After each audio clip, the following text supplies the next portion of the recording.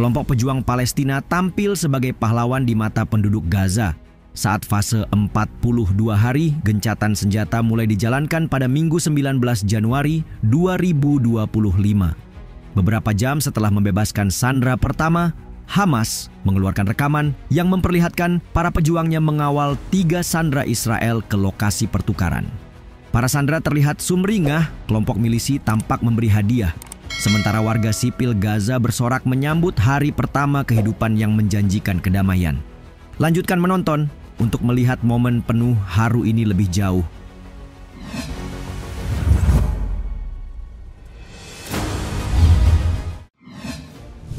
Detik-detik pelepasan sandera.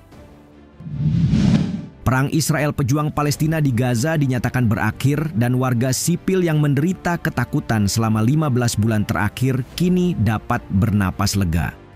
Pemandangan haru pun mewarnai momen pertukaran sandera, salah satunya ketika 3 sandera Israel dibebaskan pada akhir pekan kemarin. Mereka adalah Romi Gonen, Doron Steinbrecher, dan Emily Damari yang diserahkan ke Palang Merah selama pertukaran. Berlangsung di lapangan Saraya di kota Gaza, kerumunan tampak berkumpul untuk menyaksikan acara tersebut. Media berbahasa Ibrani melaporkan para sandera tampak menenteng goodie bag coklat, di mana tas itu berisi sertifikat dan foto mereka saat ditahan Hamas. Tidak hanya media Israel, pasukan pertahanan Israel juga merilis video berisi sandera yang membawa goodie bag saat diserahkan ke tentara. Layaknya Gaza, penduduk Tel Aviv juga merayakan kegembiraan. Ratusan warga Israel bersorak dan menangis di sebuah alun-alun di luar markas pertahanan saat siaran langsung dari Gaza menampilkan ketiga sandera naik ke dalam kendaraan palang merah yang dikelilingi oleh pejuang Palestina. Dalam video para sandera terlihat tampak sehat. Emily Damari misalnya terlihat bahagia dalam sebuah rekaman saat bertemu kembali dengan keluarganya. Damari tampak tersenyum ketika berpelukan dengan ibunya sambil mengangkat tangan yang dibalut perban.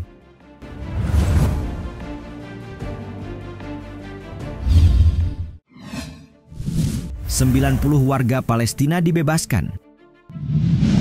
Menyusul pembebasan 3 tawanan Israel di Gaza, bus Palang Merah yang membawa 90 tahanan Palestina juga tiba di Ramallah pada Senin pukul 1 dini hari waktu setempat. Menurut laporan, warga yang dibebaskan termasuk 69 wanita dan 21 remaja laki-laki dari tepi barat dan Yerusalem. Bushra Al-Tawil, seorang jurnalis Palestina yang dipenjara di Israel pada Maret 2024, juga termasuk di antara tahanan yang dibebaskan. Mengatakan kepada Al Jazeera, ia memulai perjalanannya pada pukul 3 pagi di hari Minggu. Sementara ayahnya yang juga berada di penjara, Israel akan segera dibebaskan. Ada pula Khalida Jarrar, anggota terkemuka Front Populer untuk Pembebasan Palestina berhaluan kiri, yang telah ditahan selama 6 bulan di sel isolasi dengan status penahanan administratif. Mereka yang dibebaskan kemudian disambut dengan pelukan dan air mata dari ribuan orang. Kerumunan besar keluarga, teman, dan pendukung yang gembira menyambut kepulangan para sandera meski ada peringatan dari pasukan Israel bahwa perayaan tidak diizinkan. Di kota Ramallah, massa mengangkat banyak tahanan yang telah dipulangkan ke atas bahu mereka sebagai bentuk dukungan emosional, sedang yang lain berteriak dan bersiul. Beberapa yang hadir dalam pertemuan itu bahkan membawa bendera Fatah, Hamas, Jihad Islam Palestina, dan kelompok perlawanan bersenjata lainnya.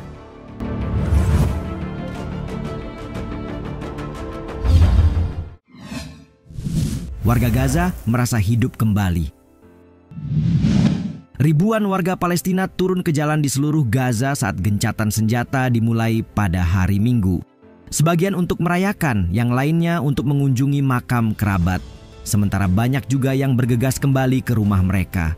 Salah seorang pengungsi mengatakan kepada Reuters bahwa ia merasa menemukan air minum setelah tersesat di gurun selama 15 bulan. "Saya merasa hidup kembali," kata Aya, seorang pengungsi dari kota Gaza yang telah berlindung di Deir al-Balah di jalur Gaza bagian tengah selama lebih dari setahun. "Kami sekarang menunggu hari saat kami kembali ke rumah kami di kota Gaza. Rusak atau tidak masalah, mimpi buruk kematian dan kelaparan sudah berakhir," ia menambahkan.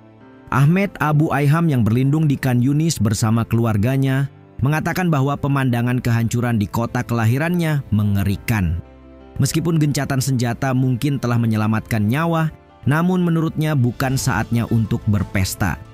Mengutip NDTV World, pejuang Hamas bersenjata melaju melewati kota selatan Khan Yunis dengan kerumunan orang bersorak dan meneriakkan yel-yel. Padahal sebelumnya ada penundaan hampir 3 jam dalam penerapan perjanjian. Polisi Hamas pun dikerahkan di beberapa daerah setelah berbulan-bulan berusaha bersembunyi untuk menghindari serangan udara Israel.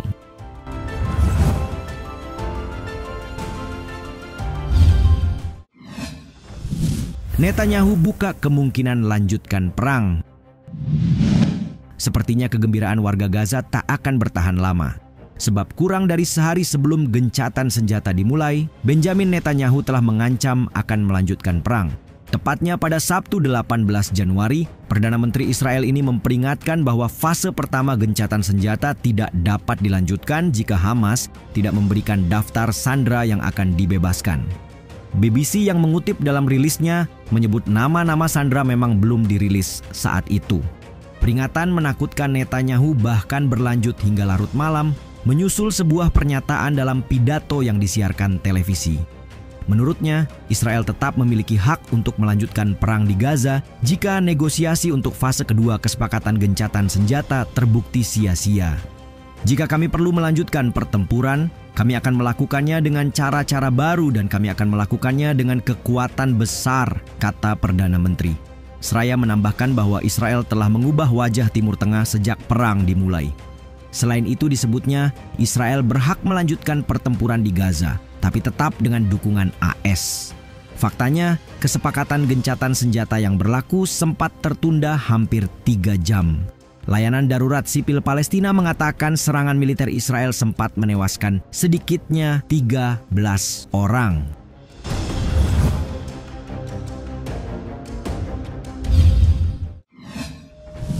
Pejuang Palestina keluar sebagai pemenang.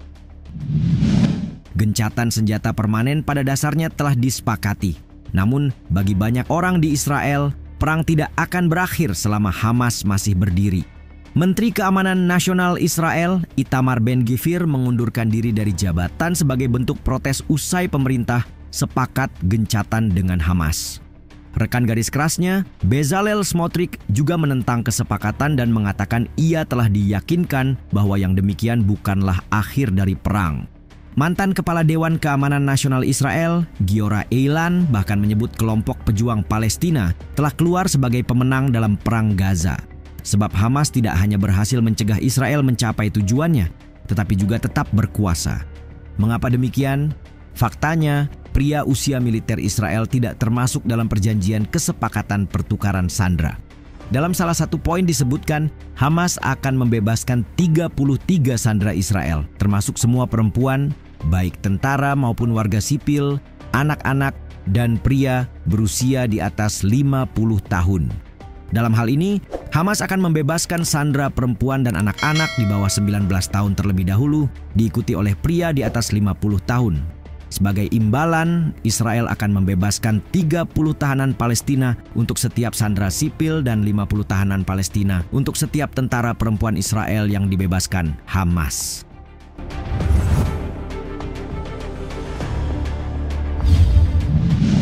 Kesepakatan gencatan senjata yang sangat dinantikan dapat membantu mengakhiri perang Gaza.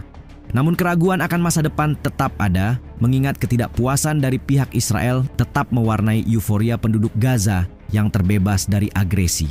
Jika Netanyahu sempat melayangkan ancaman sebelum gencatan senjata dimulai, menurut kalian akankah ancaman serupa dapat terjadi lagi di kemudian hari?